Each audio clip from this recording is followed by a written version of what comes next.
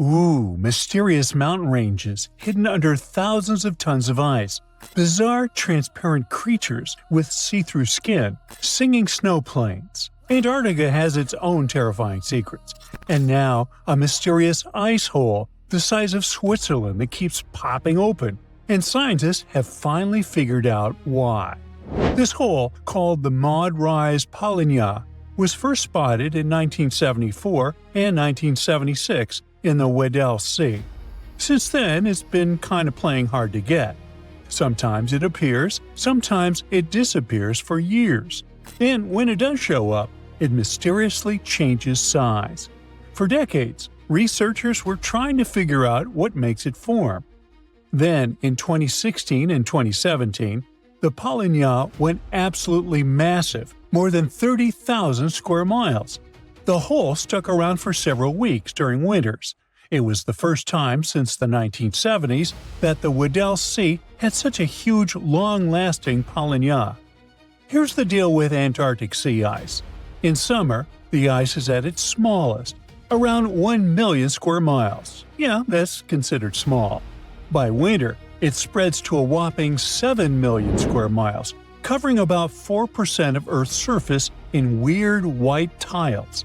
Most of this ice grows during the weeks-long polar night on the floating ice shelves around the continent. These holes in the ice, called polynyas, usually form when strong winds from inland push the ice tiles apart. That same cold wind also freezes more seawater inside the hole, adding extra chunks to the ice sheet. But the Maud Rise polynya isn't near the coast, where those winds normally help make holes. Out in the open ocean, holes like this are rare. Add in the fact that ice across the Southern Ocean has been shrinking. No wonder scientists are left bewildered. What exact conditions are creating this stubborn giant ice hole? To crack the mystery, the scientists dove into a mountain of data: satellites, floating sensors, even info from tagged marine animals. Plus, they had years of past observations from other researchers. And they found something unusual. In 2016 and 2017, the Weddell Sea's circular ocean current, called the Weddell Gyre, was stronger than usual. That extra punch made it easier for salty, warmer water from deep below to reach the surface. The Maud Rise polynya sits above an underwater mountain called Maud Rise. During those big polynya years, the stronger current caused salt to gather around this submerged peak. On the surface, the wind whipped over the ice, creating a corkscrew effect. It literally pulled that salty water up from below. The extra salt lowered the freezing point of the surface water, allowing the Maud Rise polynya to form and stick around.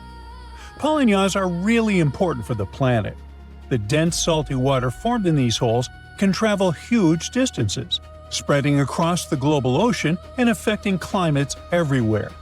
But these magnificent holes aren't the only cool and mysterious phenomena Antarctica is famous for.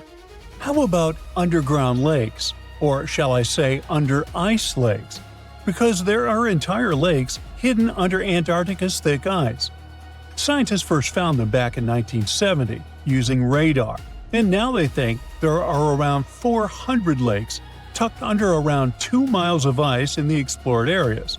These lakes likely formed after Antarctica broke off from Gondwana land, the ancient supercontinent. Surprisingly, the water in the lakes doesn't freeze because the ice above presses down too hard. Hey, it's physics, bro! The biggest of them all is Lake Vostok, discovered in the 1990s. It sits a bit more than 2 miles below the ice. Scientists have drilled down to take samples, and the water they pulled up was about 26 degrees Fahrenheit, even though the lake had been trapped under ice for over 20 million years. There's also Lake Williams. In 2014, scientists made a lit discovery there. They found a thriving colony of microorganisms nearly a mile under the ice. Those tiny creatures never saw sunlight or fresh air. Instead, they used methane and ammonium as energy to grow. Another marvel hides in plain sight in the McMurdo Dry Valley. It's a waterfall that looks like something straight out of a horror movie. Bright crimson water, like blood gushing from a wound in the ice, pours down 5 stories from Taylor Glacier into Lake Bonny. Ooh, spooky. But there's actually a scientific reason behind it. The water that feeds Blood Falls used to be part of a salty lake. Now, it's completely cut off from the atmosphere because glaciers formed on top of it. Trapped more than 1,300 feet underground, the water has become super salty, 3 times saltier than seawater, and it can't freeze. This underground water is also packed with iron and completely lacks oxygen in sunlight. When it slowly seeps through a crack in the glacier and hits the open air, the iron oxidizes, basically rusts, and turns the water that eerie dark red. With such creepy landscapes, Antarctica might look like a frozen wasteland, freezing cold, almost no rain, and winds that could knock you off your feet. The coldest Earth's temperatures ever was recorded there, minus 128.6 degrees Fahrenheit.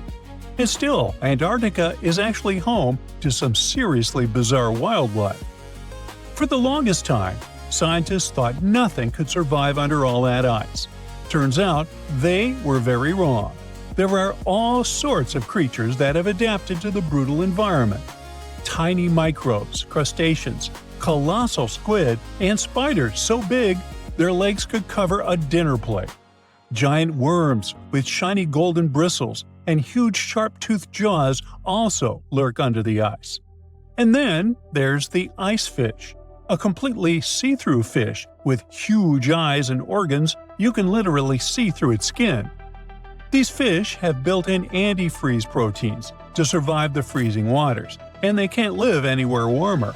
Even stranger, they don't have hemoglobin, the protein that makes our blood red. In other words, they survive without the stuff that literally keeps most animals alive. But Antarctica wasn't always the frozen desert we know today. Millions of years ago, before the Ice Age, it was actually warm, lush, and full of life, maybe even home to ancient civilizations. Hard to imagine, huh? Scientists figured this out after finding fossilized wood, tropical tree remains, and leaf impressions, all pointing to the existence of rainforests. On top of that, they've uncovered fossils of marine animals, birds, and dinosaurs from the Cretaceous period. Even tiny creatures left their mark. Fossilized beetle wings from 14 to 20 million years ago, single-cell fossils, and, astonishingly, 50-million-year-old sperm cells preserved in the egg case of an extinct worm.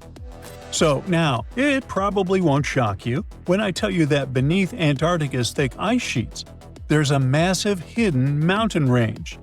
The Gamburtsi Mountains stretch for 745 miles and rise to almost 10,000 feet, about the third the height of Mount Everest.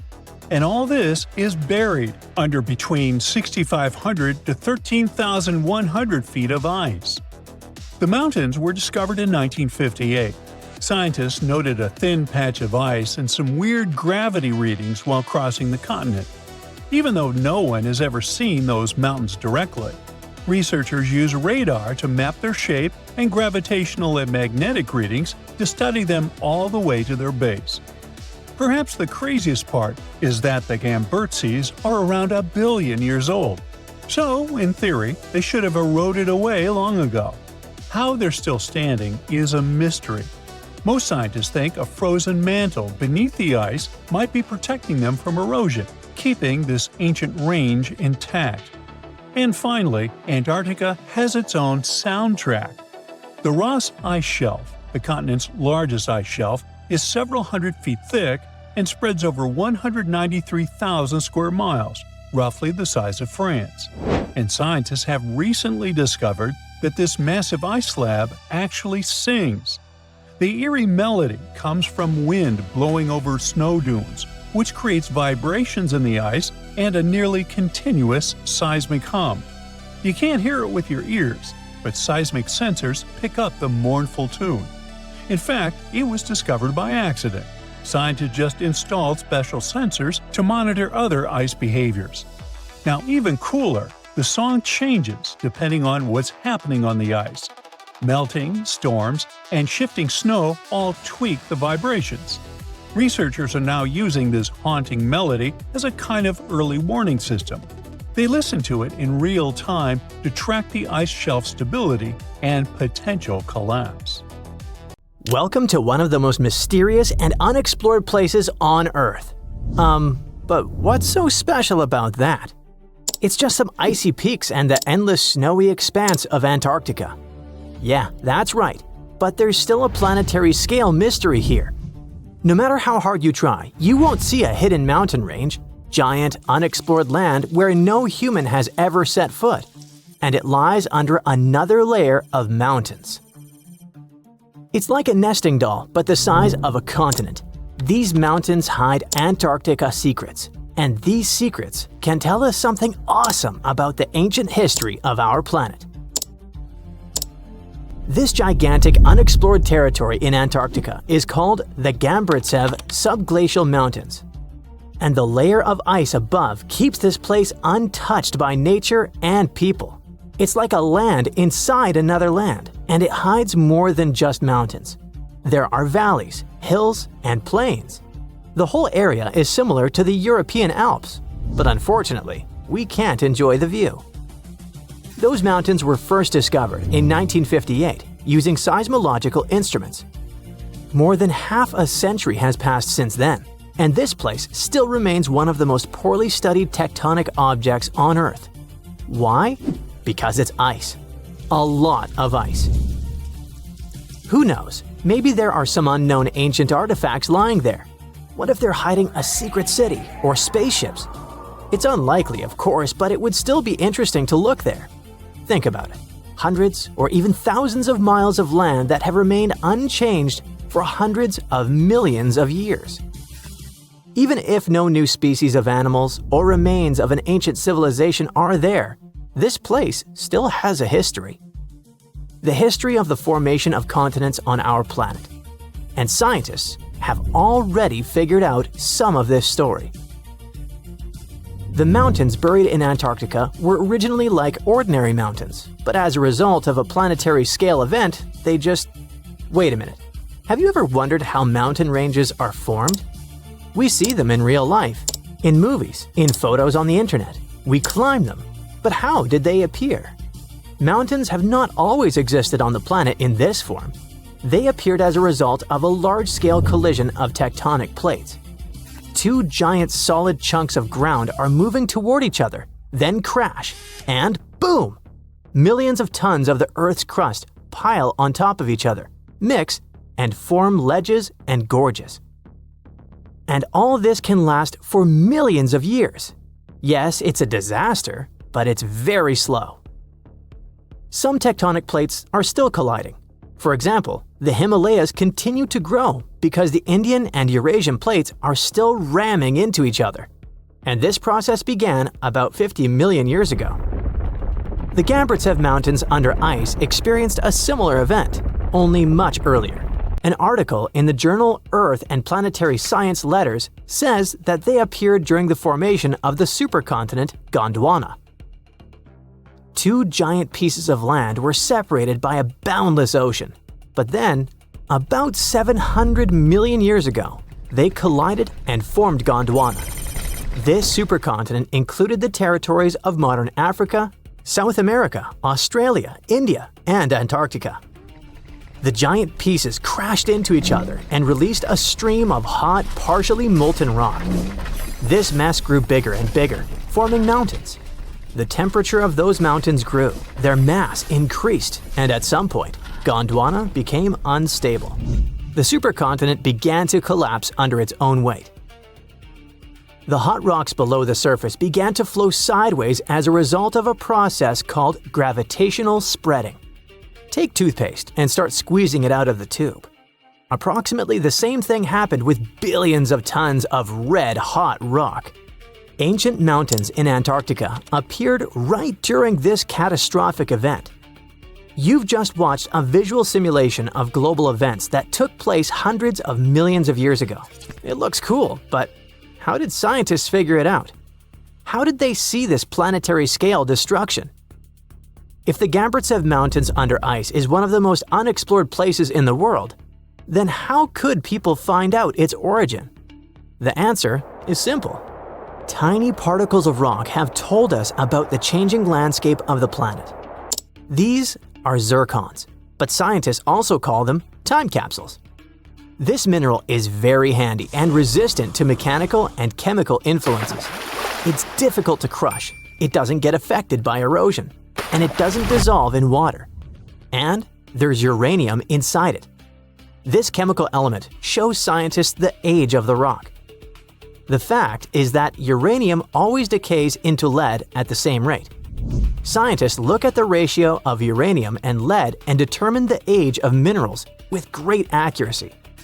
Okay, this sounds a bit complicated. Here's a simple example. Imagine that each mountain belt is a clock that starts ticking at the moment of its formation. That is, after the collision of tectonic plates. After the rock forms, uranium begins its slow decay. The more time passes, the more uranium turns into lead. The rate of this decay is always the same. This decay can last for billions of years. The less uranium is in zircons and the more lead, the older the rock is. And this is how it happens in practice. Geologists take several rock samples. In a lab, they crush it to extract crystalline zircons. Geologists then dissolve the particles in acid to separate uranium from lead. Then they use a special device, a mass spectrometer that accelerates atoms and sorts them by mass. This is a rather complicated process, but the bottom line is that this device shows scientists the amount of uranium and lead. They look at the ratios of these two elements and calculate the age of the rock. Geologists took zircons from sandstones near the Gambrtsev Mountains, studied those particles, looked at the level of uranium, and calculated the chronology of mountain formation. Then they compared the data obtained with the history of our planet and realized that the mountains buried in Antarctica appeared during the formation of the supercontinent Gondwana. But how did they find out that the supercontinent included Australia, India, and Africa? Zirconia from those Antarctic rocks turned out to be very similar to zirconium from those countries. That is, a long time ago, these three continents were together. So, the Gambrtsev Mountains began to grow about 650 million years ago. About 580 million years ago, they reached the height of the Himalayas, and 80 million years later, they experienced the melting of the Earth's crust. And while most of the mountain ranges on the planet were changing and collapsing, the Gambrtsev Mountains under ice remained untouched. Water, soil, wind, earthquakes, gravity, and other natural forces destroy mountain belts. This process is called erosion. But mountains buried in Antarctica haven't experienced anything like this. The cold temperature and the ice sheet around them kept this range unchanged. It's one of the best preserved ancient mountain belts on the planet. Okay, but why do we need to explore these mountains? What difference does it make that the supercontinent Gondwana collapsed in the past? It's possible that plants, frozen bodies of insects, or ancient bacteria have remained preserved under thick layers of ice. What about ancient animals? Many species could have lived on Gondwana. Studying ancient mountains in Antarctica can show us what the planet looked like about 500 million years ago. When Antarctica was a green continent, what lived on it? What happened to this life? Is it possible to revive those ancient creatures after so many years? If scientists were able to calculate the date of the supercontinent's appearance using tiny particles, then imagine what they could find after examining this hidden mountain range. It all sounds very interesting. But there's one problem. To take a small piece of this unknown world, you need to drill through a lot of ice. You need to deliver heavy equipment to one of the most inaccessible continents in the world, build stations, obtain an energy source, and conduct large-scale research. It sounds incredibly expensive, so this hidden territory will probably remain a mystery for a long time. Let's just hope that some billionaire will want to find out Antarctica's secrets and arrange a large-scale expedition there. Ice piracy is like Pirates of the Caribbean, but you gotta swap those tropical seas for icy, freezing waters. And the captain here isn't Jack Sparrow, but a massive glacier in Antarctica. Meet the Polar Ice Glacier. Its calm, sparkling surface might look innocent, but don't be mistaken, it is a pirate, and a pretty skilled one too. Instead of gold, it's been stealing ice from its neighbors at record speed, and scientists can't believe what they're seeing. So, what exactly is ice piracy? Arr! This is a strange kind of glacier movement where one glacier starts taking ice from another nearby. Instead of minding its own business and slowly sliding toward the sea, it suddenly changes course and begins pulling ice that used to belong to its neighbor. The pirate glacier speeds up, the victim slows down. The problem is that the balance of ice in the region might get completely thrown off. This isn't brand new information though. Scientists have known about this quirky behavior for quite a while. But they used to think that this process took hundreds, maybe even thousands of years. Now, something really strange is happening in Antarctica. We're seeing, for the first time ever, a glacier pirate in action, and it's moving much faster than anyone expected. It all started when researchers from the University of Leeds began looking at satellite images taken between 2005 and 2022. They wanted to analyze the rates of flow from 8 ice streams in West Antarctica. And yes, glaciers do move. Think of them as huge piles of snow that have turned into solid ice over time. This ice slowly changes shape, shifts, and moves. That's why glaciers are often called rivers of ice, because they flow, for real. Gravity is what makes it happen. The ice slowly slides and deforms under its own weight, thanks to the pull of gravity. And when it comes to glacial movements, they can either advance or retreat. If more snow and ice build up and melt away, break off, or evaporate, a glacier will advance. But if it loses more than it gains, it will retreat. Oh, and glaciers also move at different speeds, depending on things like the slope of the land beneath them. But if that flow starts speeding up, well, that's bad news for coastal communities all over the world, because that means more ice is moving from land into the ocean, which contributes to Antarctic ice loss and, eventually, sea level rise. Now, back to the recent ice research in Antarctica. The team calculated ice velocity using a tracking technique that measures how visible features, like cracks or rifts on the ice surface, shift over time.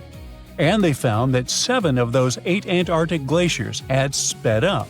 On average, they've doubled their speed since 2005. Given the impacts of how Antarctica's climate is changing, warming up more and more each year, this doesn't really come as a surprise. But here's something strange. One glacier, just one, slowed down. We're talking about the Polar West Glacier. It slowed by about 10% over the study period. But how can a massive chunk of ice just hit the brakes, so to speak? To figure that out, researchers looked at its surroundings, and there it was, the culprit, the Polar East Glacier. Experts think Polar West slowed down because it's flowing toward its pirate neighbor, Captain Polar East. That one's moving much faster. In fact, it's one of the fastest glaciers in the area. Its speed has been increasing by about 105 feet every year over the study period. Okay, that might sound slow, even for a tortoise. But for a glacier, that's disturbingly fast. Polar East is the Usain Bolt of ice chunks, and that's not even the most impressive part. The strange thing is that it changed its flow direction. Instead of moving straight ahead like it used to, it's now turning towards its neighbor, Polar West, and pulling ice from it. Scientists think this is happening because the ice at the point where the glacier meets the ocean is melting faster than before. That glacier melting makes the ice thinner, and as it thins, it changes the way the ice upstream flows. So now, instead of feeding both glaciers evenly, more of that ice is being funneled onto Polar East. In short, Polar East is speeding up and changing its course. So now it's pulling or stealing ice from its slower neighbor. And just like that, this mysterious glacier in Antarctica became a real ice pirate. Okay, this whole ice piracy thing isn't that weird. I mean, it's part of how glaciers normally behave. Slow, dramatic, and occasionally a little mischievous. What really blows scientists' minds is how fast it's happening. They used to think this was a super slow process, something that would take hundreds or even thousands of years. But this one is taking place in just 18 years. And this is a huge satellite discovery in Antarctica.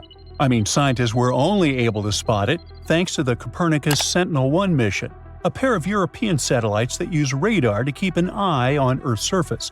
They can track changes in ice, land, and ocean with incredible precision and coverage, making them perfect for studying how the polar regions are changing. Because here's the thing, keeping an eye on the coldest parts of our planet is becoming essential for our future.